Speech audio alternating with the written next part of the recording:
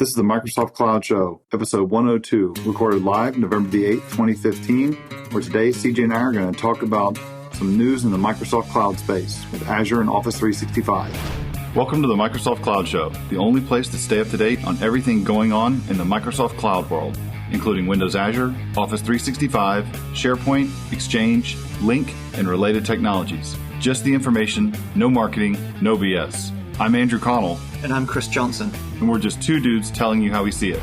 Good afternoon, CJ. How are you? I'm here. This is the first time we've kind of done good afternoon in a while, I guess. And in person. Yeah. Wow. Yeah, I'm out here in Seattle. I guess we're doing this in Bellevue right now. Yeah, why are you here? Why don't you fill people in? So we're recording this on a Sunday. Hopefully our producer doesn't get too pissed off at us for Sorry, Rade.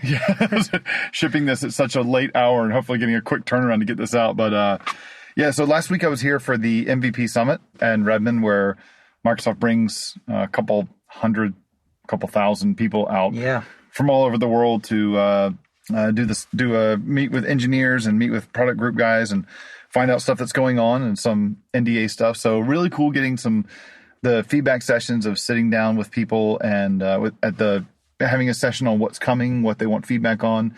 It was interesting because the first 2 or 3 days it was mostly Microsoft presenting to the MVPs. Mm-hmm. And then the Thursday bit, Jeremy Thake and Sonia Koptev set up a Thursday thing where the MVPs presented back to engineering.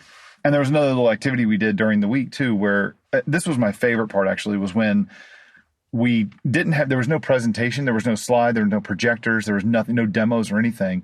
But it was like a couple subject matter experts would be in the room and they'd kind of say, all right, what do you want to talk about? And we'd all kind of go around, some of us kind of put questions and stuff in Yammer ahead of time to where we could triage them, but they'd have, what do we want to talk about? It was somebody up there, let's just say, talking about apples.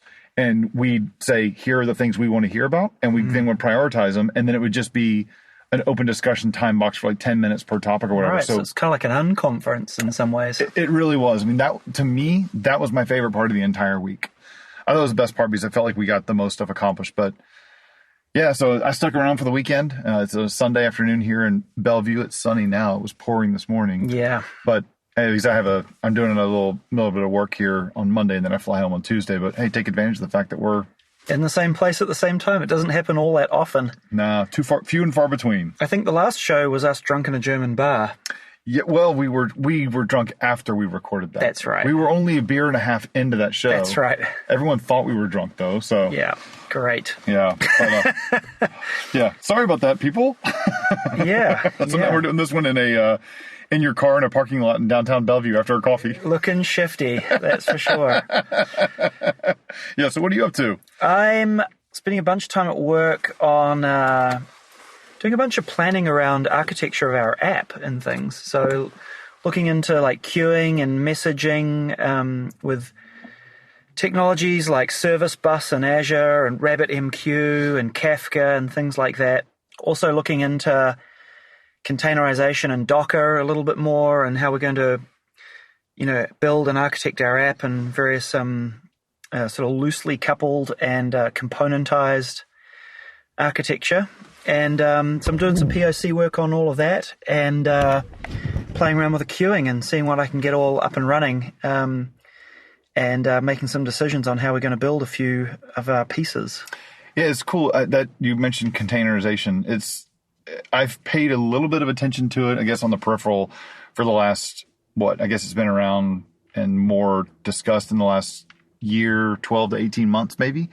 But I guess you and I, we talked a little bit about it the other night, and I was looking at it for a future project that I'm working on. And I spent some of yesterday afternoon and all morning this morning digging into it. And it's really appealing. It's really appealing. It's a different way to think about things.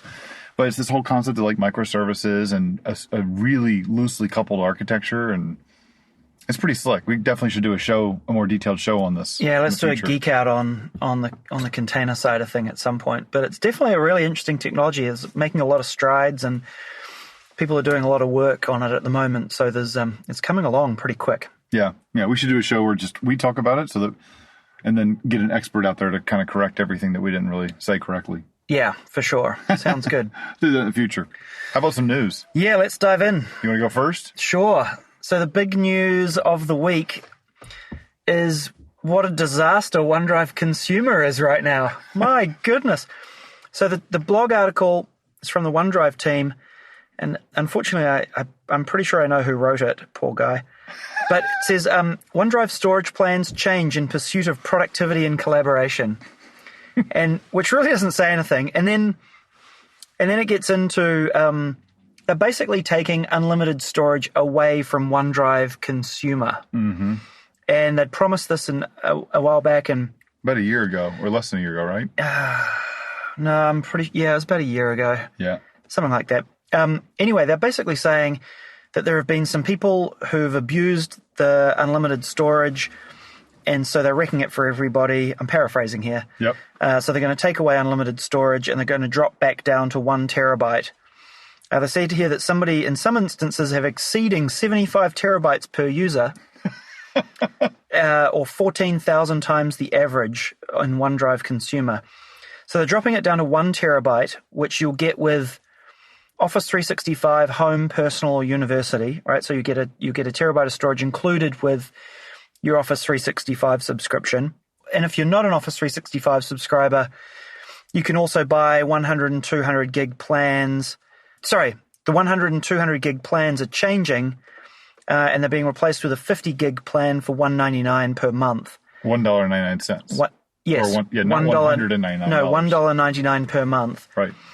And then to add to pain, the free OneDrive stuff is going back to 5 gigs from 15 gigs for current and new users. And then if you were if you were doing automatic uploads from OneDrive on your phone to OneDrive for photos, then you got an extra 15 gig camera roll storage bonus, but that's also going to be discontinued. Yeah. So here's how I would summarize it.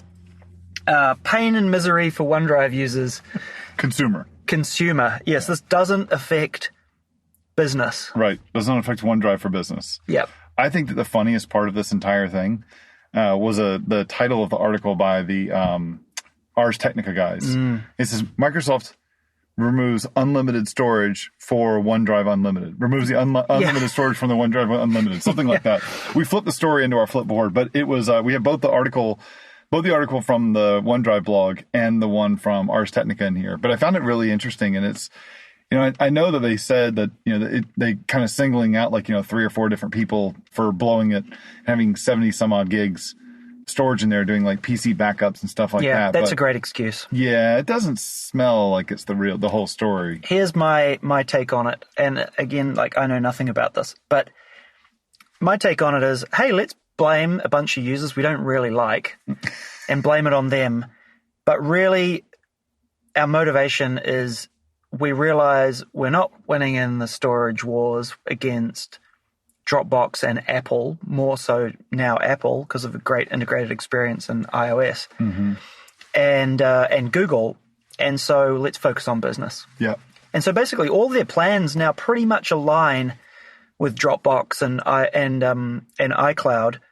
The pricing's a little bit different, but it's not ridiculously different. Yeah. But it's pretty much in line with all those other providers.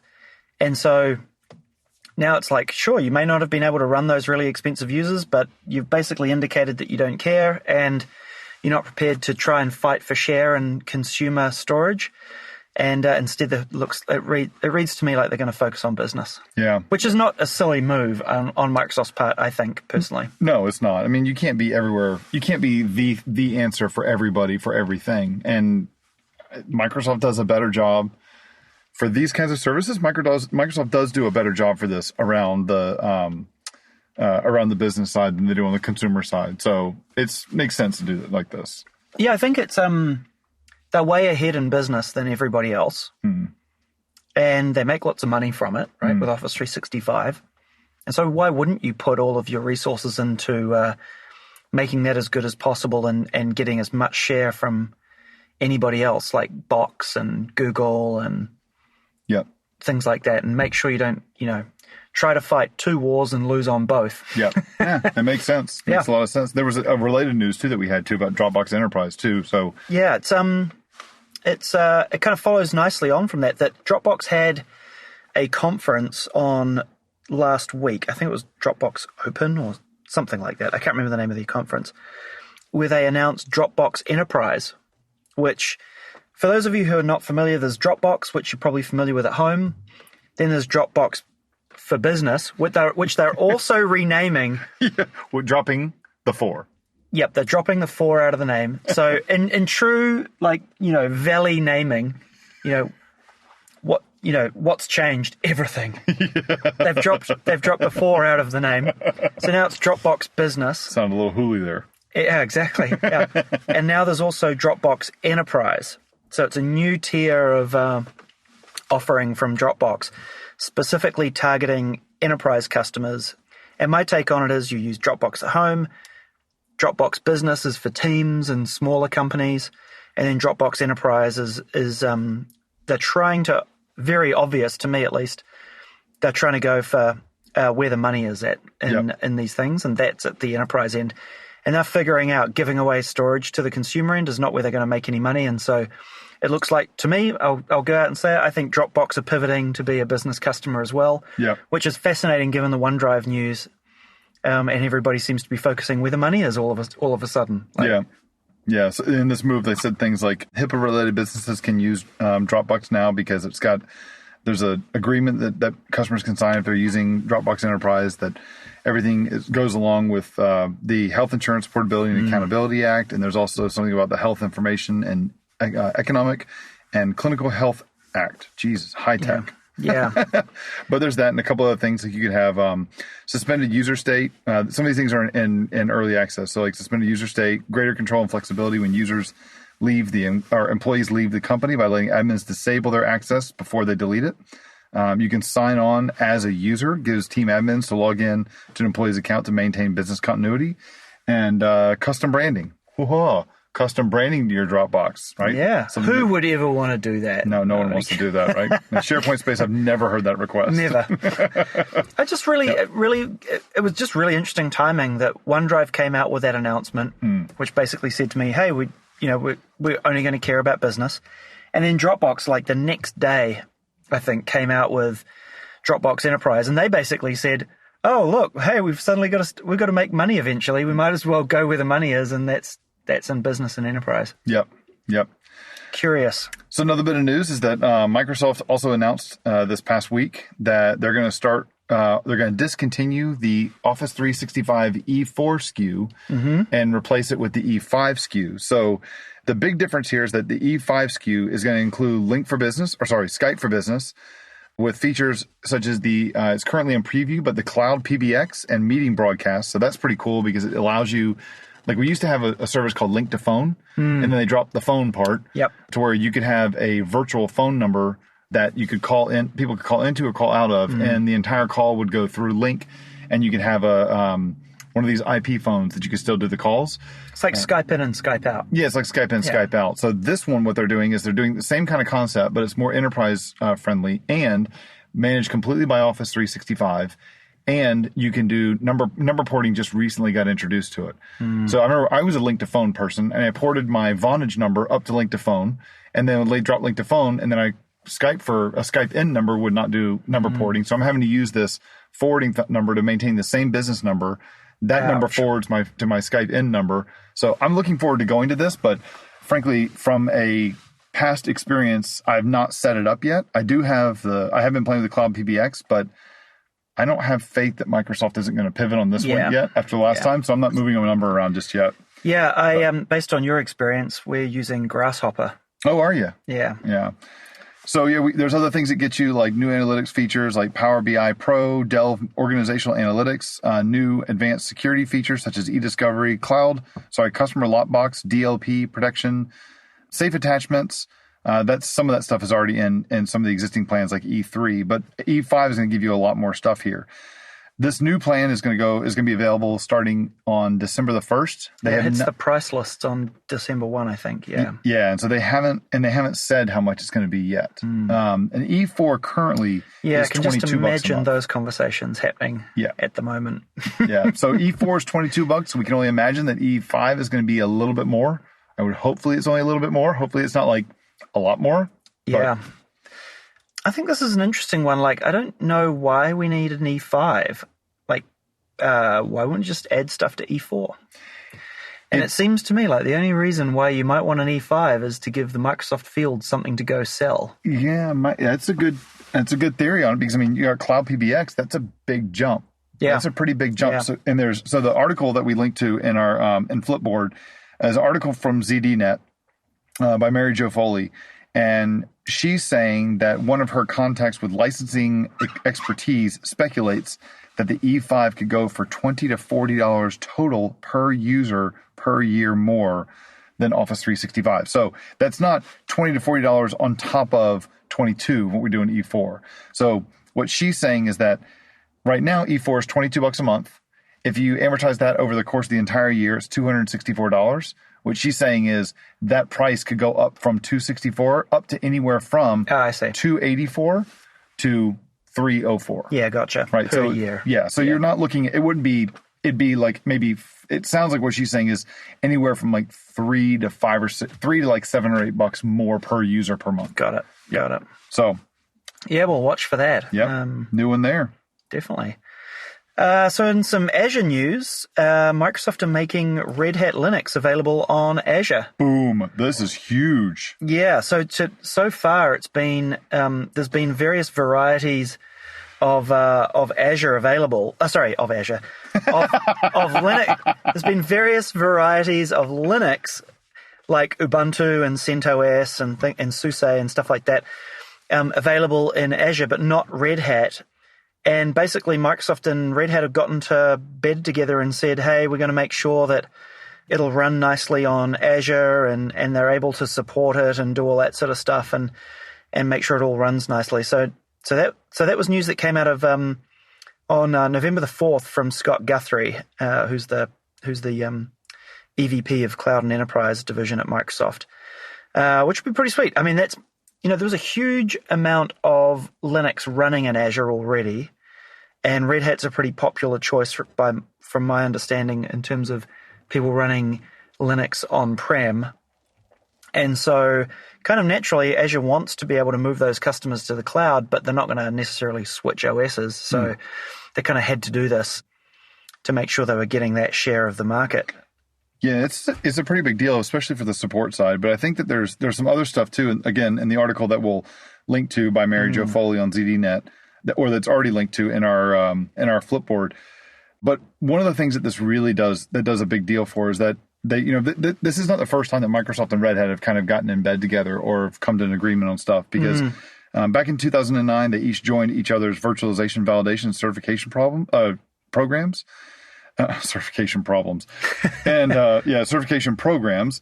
But one of the other things that's a big deal about this is that they both, under this new agreement, they've come to an agreement that they would have a patent, some sort of patent arrangement, that they will not file patents in lawsuits about patents against each other or go after each other's customers. That's part of like what this whole agreement's all about. So that's a pretty big deal to where these two companies are becoming much, much more friendly. Yeah, definitely. Well, that'll be kind of cool. I think they're going to do stuff like co-locate support together as well, so that when an Azure customer calls up about Red Hat Linux running on Azure, that they can service those support desk calls, things like that. Which that's a big deal. That'll make a nice experience for people. Yeah, that's a really big deal for everybody. So groovy. All right. Oh, we're laughing about another blog post we've seen here. There's another article here that's in the same one, the Red Hat one, but it was somebody else that had a comment about the OneDrive piece that we talked about earlier, and he says, "Yeah, but a few hours later came this news: the OneDrive Monday Night Massacre." Dude, it was carnage on the internet. I feel for the team having to deal with it back at Microsoft. I know exactly how those things go down. And the internet was just awash with negativity. Like, I didn't see one piece that had anything positive to say about this. Yep. It was pretty bad. It is pretty comical. So we got one more last speaking of comical. Oh, God. Here's our last one. We got to end with this one, right? Okay, so a couple days ago on the Office blogs site, so on blogs.office.com, again, this article is in Flipboard. Again, if you don't know what we're talking about with Flipboard, go to the site, go to the post for this episode. And in the show notes, we have a link to this. But there's an article from October the 28th that's titled, Gartner Recognizes Microsoft as a Leader in the 2015 Magic Quadrant for Social Software in the Workplace for 7 years running. And, okay, so what is Microsoft's social play in this whole thing? It's Yammer, right? That's the business, that's the enterprise social play in this.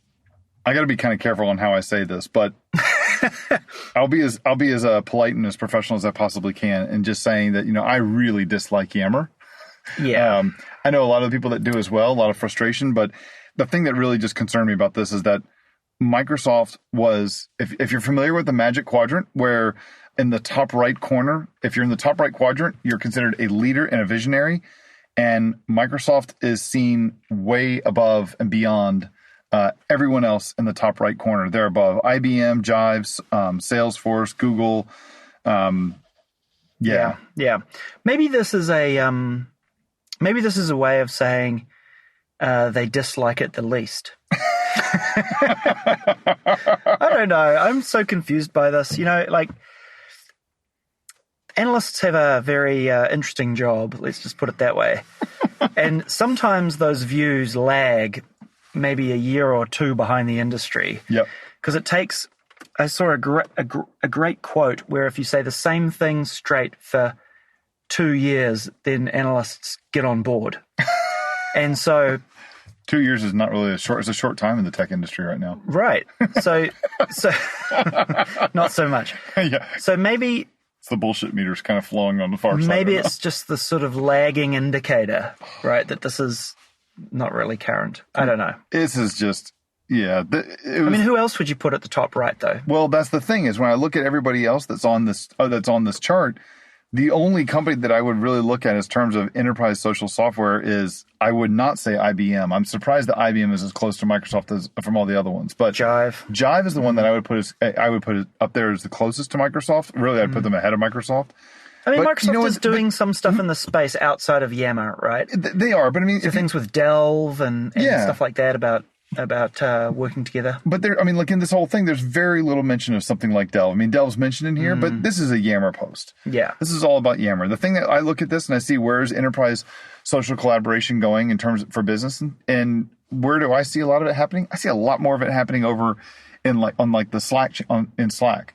But part of these things with looking at some the analysts such as Gartner, they don't talk to a lot. They don't talk to everybody. And they don't talk to, I guess, some of these up and coming style companies.